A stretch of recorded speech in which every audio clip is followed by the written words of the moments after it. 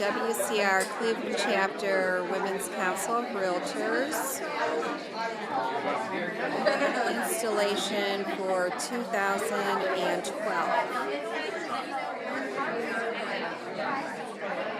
We're at the Lakewood Country Club in Westlake, Ohio.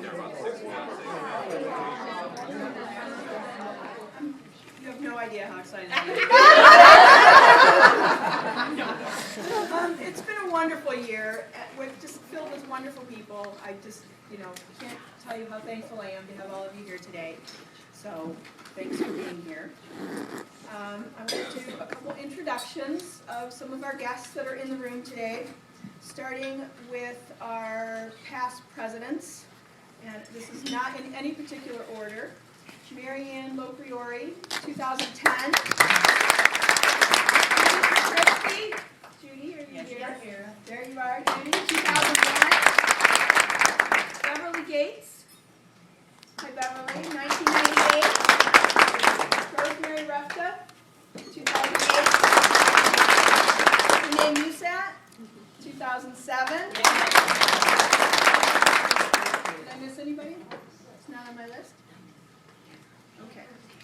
Some additional guests that we have here, some special people. Carol Shear.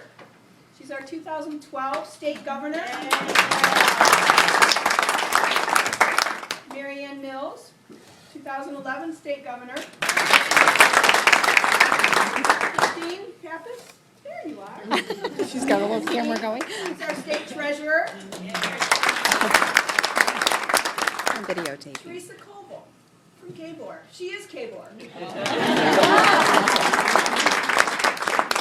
Young Kim, our state president for 2011. Ann Goss, 2012 Dayton chapter president-elect. Make a difference on how people feel, to make a difference on how people react. I have found that you can be influential in so many ways. You could actually influence people in a positive way, or you can influence them in a negative way.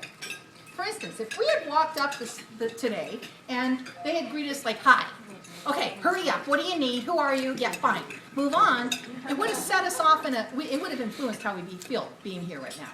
But they didn't. They greeted us with warm, kind, open arms. See, that's Women's Council. You'll find that we're so happy to have you here. We're so happy to invite you to be a part of who we are. We're going to influence you in a positive manner rather than a negative manner. Now think about it. If you walk into your office and you're saying to someone, "Well, where is that file? I needed it last night. I know you have it. I need information out of it." How do you think the person at the front desk is going to now react to the next person? It's going to affect them, isn't it? And because you just influenced their behavior. Your behavior made a difference on them.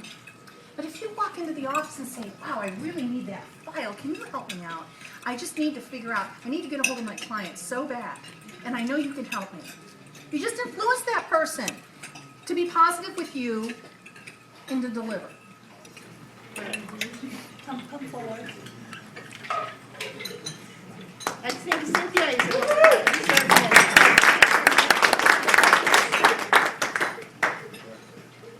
Cynthia, with your office goes the responsibility of paying out such monies as are provided for the approved budget and such other monies as authorized by the governing board. And Secretary Kathy Gibbons, would you please come forward? Hey, Kathy.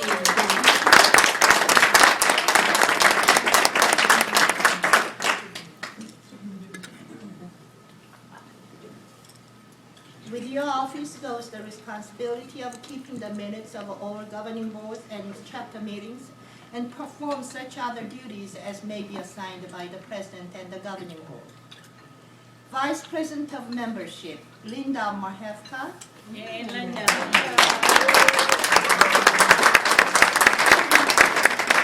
Linda, with your office goes the responsibility of chapter membership activities such as retaining and recruiting members. That's a heavy duty job. And President-elect Pete Formica.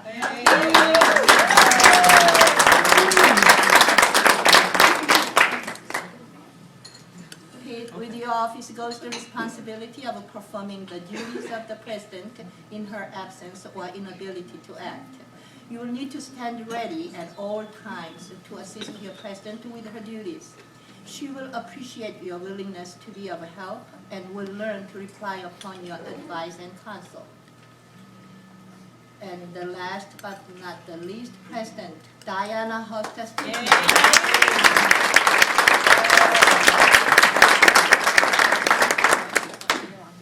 Diana, great trust has been reposed in you by your election to the highest office the Cleveland Women's Council chapter can bestow. To you, we look for the kind of unselfish leadership that will bring us success, harmony, and achievement in this year's program. It will be your responsibility to preside at all governing board and chapter meetings and shall perform all duties incident to the office of the president and such other duties as may be prescribed by the governing board from time to time. If you are ready to accept the responsibilities of your office, please raise your right hand.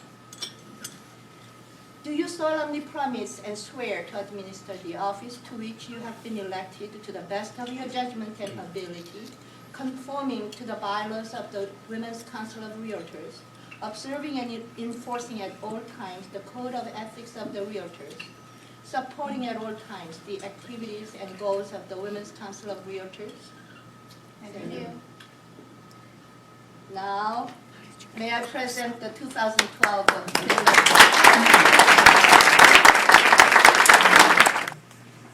She was on time at our meetings, she kept us on track. Ideas, she got them pushed forward. I don't know how I'll ever thank her, and I know that last night when we were doing the loose ends, as there is for every function, you'll get used to that, Pete. All the last minute details, she was there, we were texting, calling, emailing, doing what was ever necessary. But we've had each other's backs all year, and with that, I am just so grateful in knowing that every past president that sits here would step up and do whatever they could for this organization, because we truly love the Women's Council of Realtors. And I just want to say thank you to Lori. We have a gift for you, Lori, if you will turn around. It's a small token.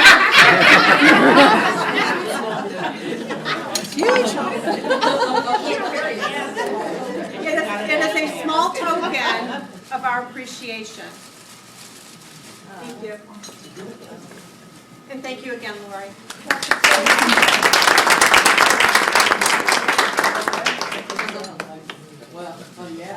Hello, Young. And when,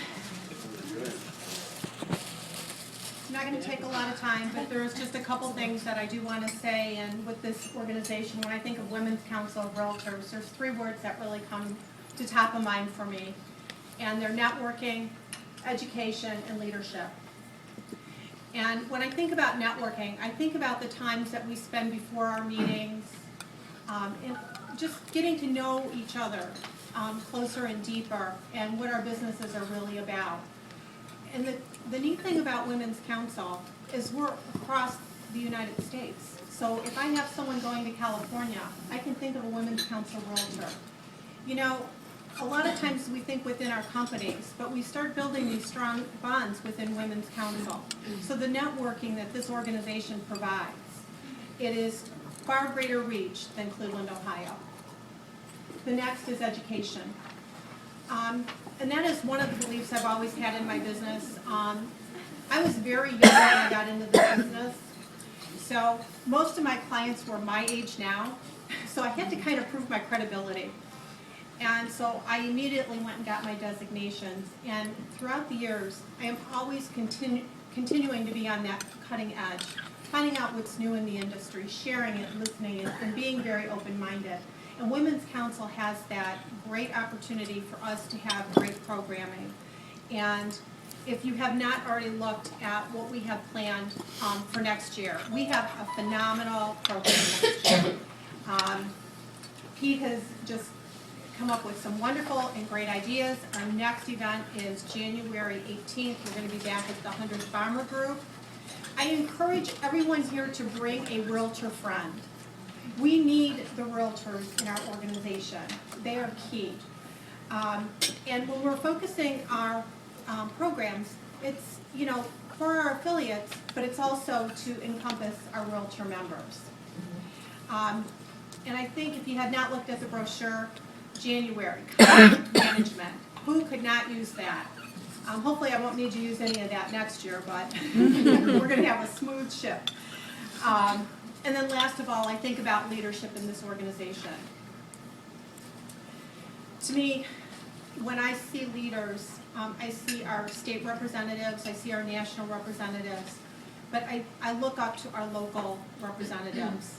And I was very blessed to have been in a real estate office back in the early 90s that believed in having their realtors participate at events and getting involved. And I think that's where the word no came out of my vocabulary. And so I had to implement and put the word no back into my vocabulary so I don't stretch myself too thin. But I think if we can just continue to challenge ourselves each day to be the best that we can be, and also like with Michelle, when she did the inspiration, she states of how to challenge ourselves to be better than maybe we were yesterday. Do something a little uncomfortable. We never like to do anything uncomfortable, do we? You know, stretch your boundaries a little bit. And many of you know a little bit about me personally. And the other word that in December of 2006, one of the words in my vocabulary that I had never really thought much of is survivorship. And December 12th will be my 5-year anniversary from my breast cancer diagnosis. And survivorship has taken a whole new meaning because it's something that I live every day. Before it was something I took for granted. And then coming back to a challenging real estate market, you know. And the people here in the room are all survivors of this economy, this industry, and you know, next year I really want everyone to thrive because I want to look into the future and I want it to be very bright. And I owe one really big thank you not only to the leadership team and everyone that was part of at state and our Cleveland chapter, but I have 2 Brians in the room. Most women only get 1 Brian, I get 2. I get one that I get to work for and with all day long, and I get one that I get to come home to at night. And they have supported me in all of my efforts. And when people are talking to me sometimes, they'll look at me and say, is your husband a realtor? No, that's Brian Broker. So I thank both of them because they encourage me, they support me, and they both love me in their own way. Thank you guys.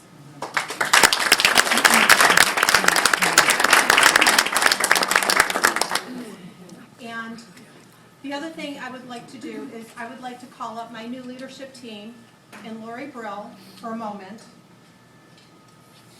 Kathy, Pete, did you guys already forget who you are? Linda.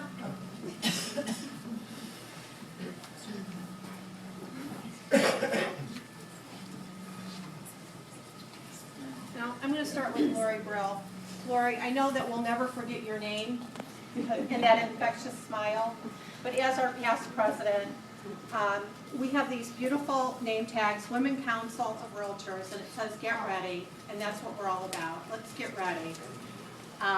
Linda? Pete? Cynthia? And Kathy. These are your go-to people. These women and gentlemen